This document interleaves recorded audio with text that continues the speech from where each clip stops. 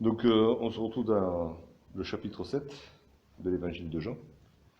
Chapitre 5 et chapitre 6, Jésus a eu deux discussions. La première très violente, enfin, ouais, parce que c'était quand même déjà son procès qui était fait à Jérusalem, devant les chefs des Juifs, et devant qui Jésus a présenté des témoignages, des témoins qui confirmaient qu'il est qui il est, qu'il est le Fils de Dieu, qu'il est l'égal du Père, parce que les Juifs de Jérusalem voulaient déjà le mettre à mort, parce qu'il avait guéri quelqu'un un jour de sabbat. Et au chapitre 6, une discussion avec les Juifs de la Galilée, à qui Jésus a voulu faire comprendre, et surtout il a fait comprendre à ses disciples, à ceux qui croyaient, qu'il est venu du Père, qu'il est réellement le pain venu du ciel, le pain qui donne la vie éternelle, le pain qui rassasie pleinement celui qui croit en lui. Et donc on se retrouve au chapitre 7. Je propose de lire les 9 premiers versets. Après cela, Jésus parcourait la Galilée, car il ne voulait pas séjourner en Judée, parce que les Juifs cherchaient à le faire mourir. Or, la fête des Juifs, la fête des tabernacles, était proche. Et ses frères lui dirent, « Pars d'ici, et va en Judée, afin que tes disciples voient aussi les œuvres que tu fais. Personne n'agit en secret lorsqu'il désire paraître. Si tu fais ces choses, montre-toi toi-même au monde. » Car ses frères non plus ne croyaient pas en lui. Jésus leur dit, « Mon temps n'est pas encore venu, mais votre temps est toujours prêt. Le monde ne peut vous haïr. Moi, il me hait parce que je rends de lui le témoignage que ses œuvres sont mauvaises. Montez, vous, à cette fête. Pour moi, je n'y monte pas encore, parce que mon temps n'est pas encore accompli. » Après leur avoir dit cela, il resta en Galilée. Donc voilà, après ces deux discussions, ces deux grandes discussions que Jésus a eues, notamment la dernière en Galilée, Jésus continue de parcourir la Galilée. Dans l'évangile de Matthieu, peut-être ça se situe au même moment, quand Jésus est à Capernaum, après avoir accompli des miracles toute la journée, le matin il se lève avant l'aube pour aller prier, et quand ses disciples le retrouvent, Jésus leur dit, il faut aussi qu'on parcourt toutes les villes et les villages alentours. Et c'est ce que fait Jésus, il parcourt la Galilée, de village en village, de ville en ville, il va partout pour annoncer la bonne nouvelle. Parce qu'il sait qu'en Judée, les Juifs sont prêts à le tuer. Alors en Galilée, l'opposition est un petit peu moindre. Bon, un jour, il aura quand même des soucis à Nazareth, sa ville natale, mais l'opposition est un petit peu moins violente du moins physique, et Jésus reste en Galilée. Encore une fois, Jésus met en pratique ce qu'il enseignera à ses disciples. À un moment donné, Jésus dira à ses disciples, quand vous serez persécutés dans une ville, fuyez dans une autre ville. Ne cherchez pas la persécution pour la persécution. Bon, après, si vous êtes arrêté, ce que vous aurez à dire vous sera donné. Mais si on vous persécute à un endroit, fuyez dans un autre endroit. Et Jésus est persécuté violemment en Judée, donc il reste en Galilée.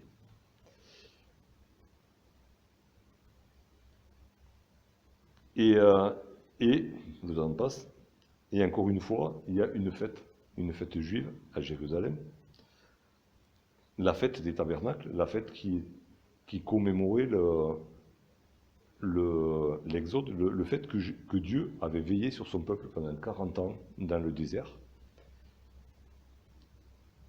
Et c'était une des 3 fêtes où les Juifs étaient appelés à se rassembler, là où l'Éternel avait décidé de faire résider son nom, à Jérusalem. Et donc, Jésus, on l'a vu précédemment, il avait l'habitude d'aller à ces fêtes-là, depuis son enfance. Il allait à ces fêtes-là, il accomplissait la loi. Et, euh, et donc, tout le monde s'attendait à ce que Jésus prenne pratiquement la tête du cortège pour aller à Jérusalem. Il avait fait, c'était dit au chapitre 5, hein, voilà, selon sa coutume, Jésus était allé à la fête à Jérusalem. Et c'est comme ça qu'il avait guéri ce paralytique à la piscine de Bethesda. Là, il n'en est rien. Ce sont ses frères qui, l'invitent qui le provoquent, hein, parce que ce n'est pas une invitation, c'est carrément de la provocation, puisqu'on voit qu'un peu plus loin, au verset 5, que ses frères ne croyaient pas en Jésus. Les frères de Jésus ne croyaient pas en lui. Ils ne croyaient pas qu'il était le Fils de Dieu, ils ne croyaient pas qu'il était le Messie. Ils mettaient en doute ses paroles, ils mettaient certainement en doute ses actes, sa puissance. Ils mettaient tout en doute. Et il y a de la provocation dans cette soi-disant invitation des frères de Jésus à aller à Jérusalem. Il y a de la provocation, et pas qu'un peu. Et parce que quand il invite, et ils disent va en Judée, il dit afin que tes disciples voient aussi les œuvres que tu fais. Donc on avait vu au chapitre 2 que certains avaient cru en Jésus à cause des miracles qu'il avait fait à Jérusalem. Et donc ses frères lui disent mais écoute, va retrouver tes disciples que tu as fait à Jérusalem et montre-leur encore ta puissance. Montre-leur ce que tu sais faire, ce que tu peux faire. Pour que eux aussi soient, enfin, voilà, va recruter des disciples, quoi. Et au verset 4, il continue à le provoquer encore. Personne n'agit en secret lorsqu'il désire paraître. Si tu fais ces choses, montre-toi toi-même au monde. Hein. La réputation de Jésus s'était répandue. Il y avait beaucoup de gens qui avaient entendu parler de ces miracles. Il y en a qui croyaient en lui sans l'avoir vu, comme ce capitaine qui était venu demander la guérison de son fils. Il avait entendu parler de Jésus et il croyait que Jésus pouvait guérir son fils. Donc la réputation de Jésus s'était répandue dans toute la Palestine. Et ses frères lui disent, mais attends, il y a plein de gens qui croient en toi, ils t'ont jamais vu, mais vas-y, montre-toi, profite de la fête pour te mettre en avant. Vas-y, mets-toi sur le devant de la scène. Et c'est vraiment de la provocation, ça ressemblerait presque à la tentation de Satan, quand il lui dit ben, je te donnerai tout le royaume de la terre, quand il lui dit ben, jette-toi du haut du temple, quoi. Tout le monde te verra sauter, et tout le monde verra que arrivé en bas, ben, tu es entier, quoi, parce que les anges t'auront porté. Il y a une provocation comme ça, à aller plus vite que la musique, à aller montrer la puissance qu'il a, mais pas de la manière dont le Père lui a demandé de le faire. Et quand on lit le récit de la tentation de Jésus, à la fin, on voit que le diable le laisse en attendant une occasion favorable. Peut-être que les frères de Jésus, sans le savoir, et je ne dis pas qu'ils étaient possédés, hein, mais sans le savoir, ils ont fait le jeu du diable. Ils ont été là pour provoquer Jésus, pour lui dire bah, vas-y, tu peux le faire. Hein. Et eux-mêmes ne croyaient pas en Jésus, mais ils poussaient Jésus dans ses retranchements pour qu'il aille au-delà de ce que le Père lui avait demandé de faire. Pour nous, c'est une situation qui peut nous arriver aussi. Il y a souvent, ou parfois, ça dépend des personnes qu'on rencontre, mais les incroyants, ceux qui n'ont pas la foi, qui connaissent un peu la parole, mais qui n'ont pas la foi, peuvent nous pousser par des questions tordues, par des provocations comme celle-là, à aller au-delà de ce que la parole nous demande de faire. Parce qu'ils connaissent peut-être la parole, ils peuvent nous provoquer sur des questions de prière, de foi, et ton Dieu n'est pas capable de faire ça, ou pourquoi est-ce que tu ne profites pas de ceci, de cela, de machin. puisque ton Dieu est tout-puissant, il va te garder, nani nana. Et ce genre de tentation, ça peut devenir aussi notre tentation suivant les personnes qu'on rencontre. On peut être provoqué comme Jésus a été provoqué.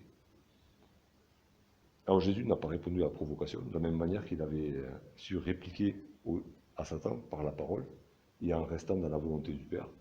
Ben, nous aussi, quand ce genre de tentation nous est présenté, est-ce qu'on doit répondre à la provocation et montrer que oui, on peut, ou est-ce que on va dire, Seigneur, est-ce que je peux? Mais des fois, il n'y a même pas besoin de poser la question au Seigneur. Seigneur, tu m'as dit ce que je pouvais faire. Bon, ben, je vais faire ce que tu m'as demandé de faire, mais pas ce que le voisin me dit de faire, juste parce qu'il me provoque, il me titille pour voir si ma foi tient le coup, quoi. Et si ma foi tient le coup. Mais je ne vais pas faire ce qu'il me demande de faire, je fais la volonté de Dieu. Et c'est ce que Jésus fait dans cette occasion-là, comme il avait fait auparavant. Il ne se laisse pas entraîner par la provocation.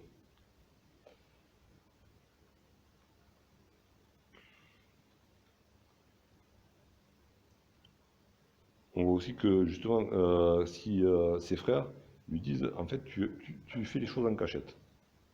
Tu vas à droite, à gauche, tu évites d'aller à Jérusalem, alors que c'est là que tu devrais... Enfin, c'est une place stratégique, quoi. C'est là où il y a les chefs du peuple qui sont là, les chefs des Juifs sont là, les souverains sacrificateurs. C'est là qu'est le combat, semble dire ses frères. Ton combat, il est à Jérusalem. Et c'est une tentation qu'on peut avoir aussi d'aller combattre des hommes. Et là, et Paul nous le rappelle, on n'a pas à combattre contre la chair et le sang, mais contre les puissances démoniaques d'un milieu céleste. Et Jésus, où qu'il soit, de toute manière, il menait le bon combat, un combat céleste, et non pas un combat contre les hommes. Il n'allait pas combattre les souverains sacrificateurs, il n'allait pas combattre les pharisiens, bon, des fois c'est eux qui venaient à lui, bon, il répliquait, mais il n'était pas là pour aller prendre possession du temple de Jérusalem. C'était pas son combat. C'était pas le combat que le Père lui avait demandé de combattre. Et dans cette manière de le provoquer à montrer sa puissance, on voit bien que ses frères ne croyaient pas dans ces miracles. Sinon, ils croyaient, voilà, ils avaient vu les miracles, ils avaient entendu parler des miracles, mais ils n'y croyaient pas. Et donc ils disaient, vas-y, fais-en encore un petit peu plus. Un petit peu comme les Juifs au chapitre 5, qui disaient à Jésus, quel miracle fais-tu? Alors qu'il venait de guérir un malade qui était là depuis plus de 30 ans. Qu'est-ce que tu fais pour nous montrer que tu es vraiment qui tu es? Ah, ça, je viens de... juste, toujours un miracle de plus, toujours quelque chose de plus, mais parce que derrière, il n'y avait pas l'intention de croire. C'était juste, fais du spectacle, nourris-nous, c'est pas mal ça aussi, fais-nous un bon festin tous les jours, c'est intéressant, mais pas l'intention de croire, pas l'intention de devenir un disciple et de marcher selon la parole de Jésus. Et Jésus leur répond. Jésus leur répond et il leur dit mon temps n'est pas encore venu. Alors déjà, il parle de son temps à lui, puis il leur parle de leur temps à eux. Mais mon temps n'est pas encore venu. Et alors, rien que dans l'évangile de Jean, il est souvent question du temps ou de l'heure de Jésus. Dans le chapitre 2, on avait vu quand il est aux noces à Cana, Jean 2, au verset 4,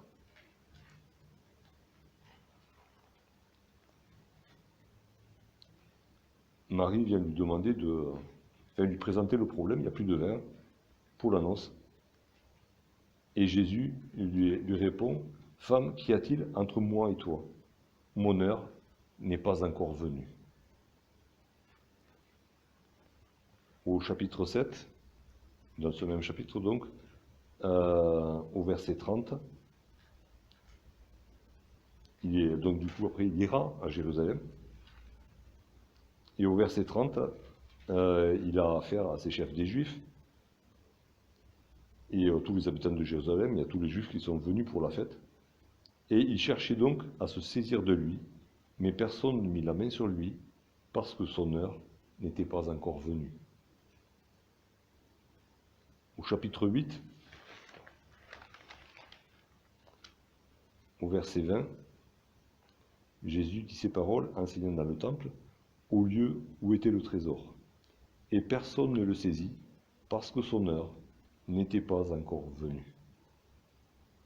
Au moins, dans l'évangile de Jean, on a ces quatre phrases, quoi. Mon temps ou mon heure n'est pas encore venu. L'heure de Jésus n'était pas encore venue. Il y avait un plan qui était défini par Dieu, dans lequel Jésus avançait, et il y avait une heure pour le sacrifice, une heure pour la résurrection aussi, une heure pour montrer la puissance salvatrice de Jésus, pour qu'elle soit vraiment révélée et qu'elle se manifeste et qu'elle soit efficace. Mais c'était selon le plan de Dieu. Jésus le savait, et donc quand c'était pas l'heure, avant l'heure, c'est pas l'heure. Par contre, chapitre 12, versets 23 et verset 27, Jésus parle de sa crucifixion qui arrive, et leur répondit, « L'heure est venue où le Fils de l'homme doit être glorifié. » Et verset 27, « Maintenant mon âme est troublée, et que dirai-je? Père, délivre-moi de cette heure, mais c'est pour cela que je suis venu jusqu'à cette heure. » Au chapitre 13, le verset 1er, avant la fête de la Pâque, Jésus, sachant que son heure était venue de passer de ce monde au Père, et ayant aimé les siens qui étaient dans le monde, mit le comble à son amour pour eux, sachant que son heure était venue. Chapitre 17, verset 1er, après avoir ainsi parlé, Jésus leva les yeux au ciel et dit, « Père, l'heure est venue. Glorifie ton Fils, afin que ton Fils te glorifie. » Alors, l'heure est venue, et on a les deux aspects, la mort et la glorification. Mais c'est la même heure. L'heure est venue pour moi de mourir, et pour toi, Père, de me glorifier. Et la mort et la glorification de Jésus, elles vont de pair. S'il n'y avait pas eu la mort, il n'y aurait pas eu la résurrection, forcément. Il n'y aurait pas la glorification. Et donc voilà, Jésus, pendant tout son parcours sur la terre, savait qu'il y avait une heure, l'heure que Dieu avait fixée. Et avant l'heure, c'était pas l'heure, mais quand c'était l'heure, c'était l'heure. Et il n'y avait plus... et Jésus n'a pas discuté, malgré tout ce qu'il savait de cette heure-là, il n'a pas discuté. C'est pour ça que je suis venu, pour faire ta volonté. Donc Jésus, notre Sauveur, il connaissait parfaitement le plan de Dieu, mais il l'a vécu parfaitement. Et nous, on a du mal des fois à connaître l'heure de Dieu. Hein. On se pose des questions sur plein de choses. Est-ce que c'est le moment de faire ça? Est-ce que c'est pas le moment? Est-ce que je dois attendre? Dieu a un plan pour chacune de nos vies. Dieu a un plan pour nos familles, pour nos assemblées. Et il y a des heures qu'il a fixées. À nous d'être attentifs. Et j'en ai raté certainement beaucoup, des heures. Mais à nous d'être attentifs. Et on le sait, quand on a fait quelque chose à l'heure de Dieu, on le sait. Au moment où on le fait, on le sait, parce que on a la paix de Dieu, on a Dieu qui accompagne, même si c'est une heure difficile. Pour Jésus, l'heure en question, c'était la croix, mais il était dans le plan de Dieu. Et il dit, c'est pour ça que je suis venu. Donc toute ma vie n'aurait aucun sens si je passais à côté de cette heure-là. Et pour nous, il y a peut-être plusieurs heures dans notre vie que Dieu a fixées, certainement tous les jours. Et notre vie n'a de sens que si on est au rendez-vous, à chaque rendez-vous de Dieu. Chaque fois qu'on est au rendez-vous de Dieu, notre vie a du sens. Quand on est à côté, avant l'heure ou après l'heure, Mais on le sent bien, ça est arrivé, peut-être avant ou après, ben, il y a un décalage, quoi. Il n'est pas bon endroit, bon moment. Et on s'en raconte vite fait, quoi. Parce que Dieu nous le dit, quoi. Il dit, qu'est-ce que tu fais là, quoi? C'est pas là où je t'avais dit d'aller. Et c'était peut-être un peu avant, c'est peut-être un peu après. Mais là, tu es à côté de la plaque. Tu as raté ton truc. Donc Jésus, lui, connaissait l'heure, il connaissait la douleur de cette heure, mais il est venu pour ça, et il a marché jusqu'à cette heure, et il n'a pas brusqué les choses. Il aurait pu se glorifier, mais comme il a dit au chapitre 5 et au chapitre 6, il ne cherchait pas sa gloire, mais la gloire du Père. Et du coup, ben, il a attendu l'heure du Père, l'heure du sacrifice, mais l'heure de la glorification aussi.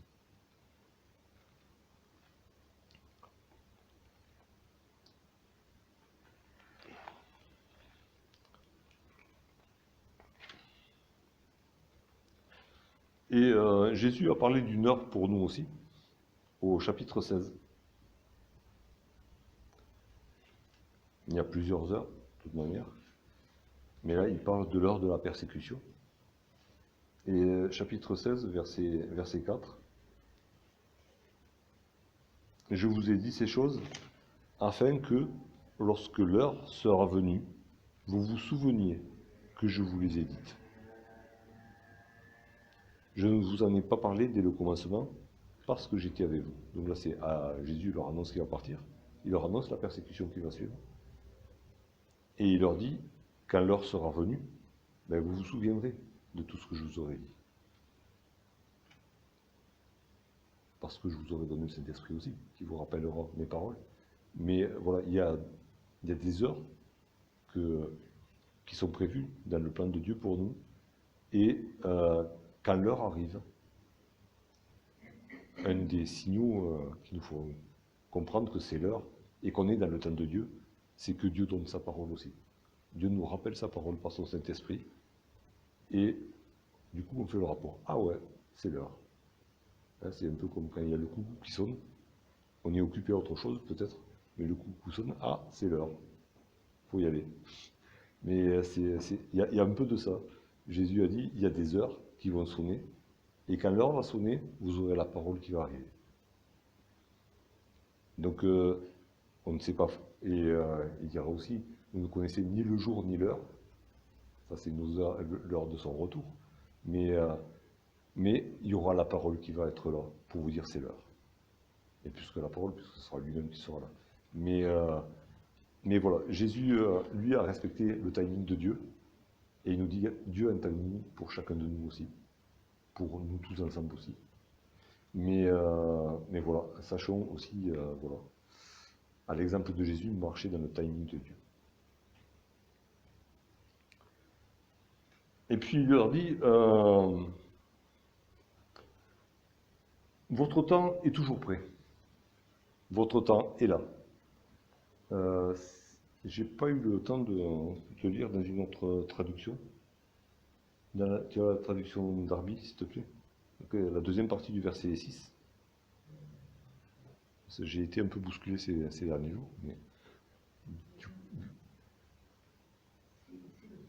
Oui. Est toujours prêt. Bon, voilà, ou alors je l'avais vu, mais je n'avais pas trouvé de différence, donc je n'ai pas noté. Mais, et donc il dit, voilà, votre temps, il est là. Il est prêt, ça veut dire que vous l'avez entre vos mains. Votre temps, mon temps à moi, il va arriver, mais vous avez votre temps entre vos mains. Il est là, votre moment. Alors, il y a... Ça m'a fait penser à deux versets qui semblent un peu à l'opposé l'un de l'autre. Mais voilà, Jésus savait que ses frères ne croyaient pas en lui. Il savait que ses frères étaient incrédules. Il savait qu'à l'état des choses, ses frères étaient perdus. Que ses frères étaient au pouvoir du diable. Et d'ailleurs, il faisait le jeu du diable, pour le coup. Et ça m'a fait penser à ce verset où quand la troupe vient arrêter Jésus, il dit à ses disciples, c'est l'heure des ténèbres. Et c'est un peu comme s'il disait à ses frères, ben voilà, vous êtes des ténèbres. parce que vous ne croyez pas. Et moi, je marche dans le temps de Dieu, mais vous, vous marchez pas dans le temps de Dieu. C'est votre temps à vous, c'est le temps du monde, le temps du diable. Mais voilà, on marche sur deux timings différents. Ça m'a fait aussi penser à un verset qui est beaucoup plus, qui donne beaucoup plus d'espérance. Mais Jésus était l'espérance, enfin, voilà. Le salut ne peut venir que quand on a conscience d'être perdu de toute manière. Donc les deux vont ensemble. Il y a ce verset qui dit c'est aujourd'hui le jour du salut. Et c'est aussi un peu comme si Jésus leur disait vous ne croyez pas, mais aujourd'hui vous avez encore l'occasion de croire. Et c'est ce que Jésus nous dit à chacun de nous aussi. Moi je marche dans le timing de Dieu. Toi, est-ce que tu marches dans le timing de Dieu? Alors, si je suis un enfant de Dieu, je m'efforce de le faire. Si je ne suis pas un enfant de Dieu, ben c'est sûr que je marche complètement à côté. Mais Jésus dit aussi, ben voilà, c'est aujourd'hui le jour du salut. Ton temps est toujours prêt. Ton présent est là. Le passé, il est passé, le futur, il n'est pas là. Mais ton temps, il est prêt maintenant. Donc ton temps de vivre dans le timing de Dieu, c'est maintenant tout de suite. Même si tu as raté des occasions avant, bon, ben, tu les as ratées. Pense pas aux occasions de demain, c'est à l'occasion d'aujourd'hui. Aujourd'hui, tu as l'occasion, au présent, de marcher dans le timing de Dieu. Et c'est maintenant qu'il faut le faire. Verset 7, il leur dit, le monde ne peut vous haïr. Moi, il me hait parce que je rends de lui le témoignage que ses œuvres sont mauvaises. Et à contrario, Jésus dira à ses disciples, le monde vous a haï, parce qu'il m'a haï. Et parce que vous êtes mes disciples, du coup, le monde vous a haï. Mais puisque ses frères ne croient pas, et il dit, ben, en gros, il dit, vous pouvez aller à Jérusalem, hein, vous risquez rien, vous. Il n'y aura pas de confrontation avec les autres. Même si vous êtes galiléen et que les Juifs de Judée méprisent les Galiléens, c'est pas grave. Vous n'aurez pas de problème. Parce que vous êtes du monde. Le monde vous reconnaît comme étant, comme faisant partie, comme vous reconnaît que vous faites partie de lui, dont le monde ne vous rejette pas. Alors que moi, il me rejette, et c'est ce qu'on a vu dès le premier chapitre de l'évangile de Jean, la lumière a été rejetée par les ténèbres. Parce que celui qui fait le mal a peur de la lumière. C'est dans Jean 3 aussi. Les hommes ont fui la lumière parce que leurs œuvres étaient mauvaises. Et donc Jésus leur dit, ben vous êtes incrédules, donc le monde ne vous rejettera pas. A contrario, plus tard, quand il dit à ses disciples, le monde vous a haï. Alors, est-ce que la question qu'on peut se poser, ben voilà, quand je suis dans le monde, ça ne veut pas dire que je vais être tout le temps persécuté, que tout le monde va m'en vouloir tout le temps. Mais est-ce qu'à un moment donné, il y a une cassure avec mes collègues de travail, mes camarades de classe, mes voisins? Est-ce qu'il y a une cassure? À un moment donné, ils savent que j'irai pas avec eux, que eux viendront pas avec moi. Et qui fait qu'il y a une séparation qui se fait parce que moi je marche avec Jésus et que le monde ne marche pas avec Jésus. Et la cassure, elle se fait naturellement parce que je ne vais pas les suivre et qu'eux ne veulent pas suivre Jésus. Donc à un moment donné, il y a divergence. Et s'il n'y a pas cette divergence, même si après on peut avoir on travaille ensemble, donc forcément on a des projets en commun, on a des galères en commun, on a des combats en commun, on a des victoires en commun aussi, hein. On a des bons moments en commun aussi, pas de problème. Mais c'est limité dans le temps, c'est limité dans l'intensité aussi. Il y a des choses qu'on ne peut pas partager, que ce soit du bon ou du mauvais. Hein. Ce que le Seigneur nous donne, on ne peut pas le partager, ils ne veulent pas le recevoir. Et les joies ou les inquiétudes même qu'ils ont, on ne peut pas les partager parce que, enfin, moi j'ai vécu avec l'histoire du Covid, la panique, ben, je ne peux pas la partager. J'ai la paix du Seigneur. Ben, je la comprends, la panique, mais je ne peux pas la partager. Voilà, donc à un moment donné, il y a une cassure. Et Jésus dit clairement, on me hait parce que je dis la vérité, je suis la vérité. Et que du coup, je dénonce le péché, parce que moi je suis saint. Jésus n'a pas toujours accusé les gens d'être des pécheurs, au contraire. Il accueillait les pécheurs qui se repentaient. Il n'allait pas dire aux gens, vous êtes pécheurs, vous êtes pécheurs, vous êtes pécheurs, je sais pas. Bon, vous êtes hypocrite, ça oui, il a dit. Et vous êtes pécheurs, je ne sais pas s'il a dit à quelqu'un. Que ce soit rapporté dans la parole. Il a accusé, je ne pense pas qu'il accusait personne d'être pécheur, parce que tout le monde est pécheur. Mais sa vie sainte était une accusation pour ceux qui pratiquaient le péché et qui ne se repentaient pas. Sa vie sainte était une accusation. Et parce qu'il les accusait par sa vie, ben les gens le haïssaient. Ne pêche plus, ouais, mais ça veut dire, mais ça veut pas dire, il n'a pas attaqué la personne en disant tu as péché, tu as péché, tu as péché. Quoi. Hein, c'est horrible ton péché, bah non. Même si il était choqué, même s'il était, ça le faisait pleurer, quoi. Mais ne pêche plus, mais parce que je veux ton bonheur, quoi. Je veux que tu sois sauvé. Mais voilà, c'est un encouragement. C'était pas une accusation. Jésus n'est pas venu pour juger le monde, il a dit, mais pour sauver ceux qui sont perdus et qui se repentent. Donc Jésus n'a jamais n'est pas venu pour accuser, il est venu pour sauver, mais simplement par sa vie, quand il arrivait quelque part, c'était la lumière qui arrivait. Et ceux qui avaient des choses à cacher, forcément, ils partaient. Ils partaient où ils attaquaient, quoi. Ça dépend des tempéraments, mais c'est juste ça, quoi. Et du coup, ben, c'est ça qui fait. Et Jésus dit voilà, c'est à cause de ça qu'il y a de la haine contre moi. C'est pas parce que je fais des miracles, c'est pas parce que je suis populaire, même si, mais c'est parce que en face de moi, les gens sont conscients qu'ils sont pécheurs quand ils voient ma vie. Bien que Jésus ne se vante pas non plus. Mais il savait que l'effet que ça faisait. Alors, est-ce que nous aussi, on interpelle nos voisins, nos collègues de cette manière-là? Est-ce que face à nous, ils se sentent pécheurs? Ça devrait. On devrait arriver et que autour de nous, on voit la lumière. Si on est disciple de Jésus, ben, on doit ressembler à notre maître. Alors, il y a du travail, pour moi, beaucoup. Mais c'est à ça qu'on est appelé.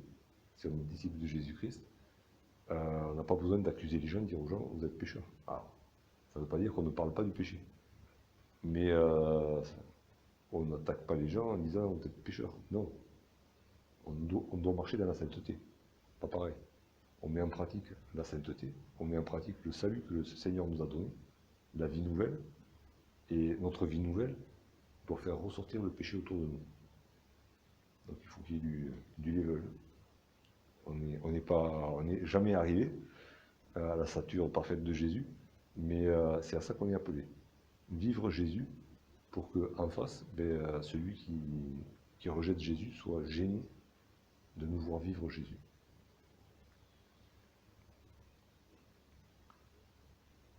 Et donc, voilà, il continue à dire à ses frères, allez-y à la fête.